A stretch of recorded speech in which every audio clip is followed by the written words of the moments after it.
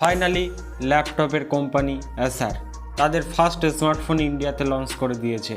না মানে first smartphone বলবো না, এরা 2015-16 সালের দিকে স্মার্টফোন বানাতো, তারপর হঠাৎ করে মাঝায় পুরো ভ্যানিশ হয়ে গেছিলো। তারপর আবার এই 2025-এর মাঝামাঝি সময় গত কয়েকদিন আগে তারা আবার লঞ্চ করে দিয়েছে তাদের একটা নতুন স্মার্টফোন, যেটা হলো এসার সুপার Z9X।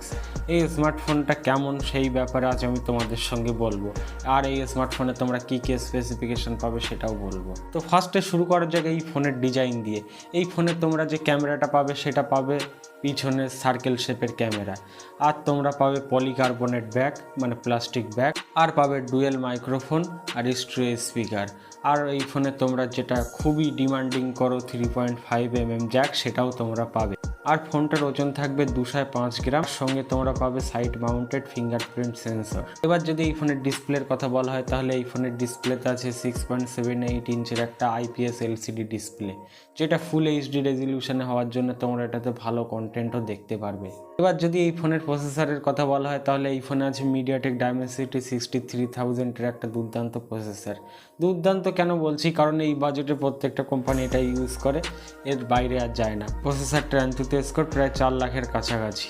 এবার এই ফোনের যদি সফটওয়্যারের কথা বলা হয় তাহলে আমি বলবো এই ফোনে অ্যান্ড্রয়েড 15 সফটওয়্যারে রান করছে, বাট কোম্পানি কত বছরের অ্যান্ড্রয়েড আপগ্রেডেশন দেবে সেই ব্যাপারে তারা কোনো কনফার্মেশন এখনও পর্যন্ত দেয়নি। এই জন্য আমি বলবো লেটেস্ট অ্যান্ড্রয়েড ভার্সন দিয়েছে তো এটাকে কনসিডার করা যায়। এবার যদি ক্যামেরার কথা বলা হয় তাহলে বলবো এই ফোনের ব্যাকে আছে 64 মেগাপিক্সেলের মেন ক্যামেরা, যেটাতে তোমরা পাবে সনি এর সেন্সার, আর সঙ্গে পাবে 2 মেগাপিক্সেলের একটা ডেপথ সেন্সার আর একটা ম্যাক্রো সেন্সার।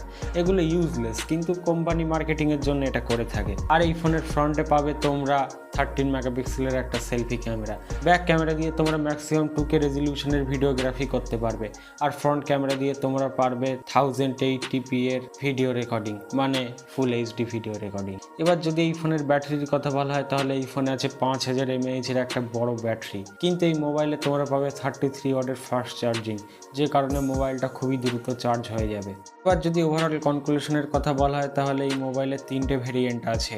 একটা হলো 4GB প্লাস 128GB, যেটার দাম হলো 10,000 টাকা। আর একটা হলো 6GB প্লাস 128GB, সেটার দাম হলো 11,000 টাকা। আর একটা হলো 8GB প্লাস 128GB, যেটার দাম হলো 12,000 টাকা।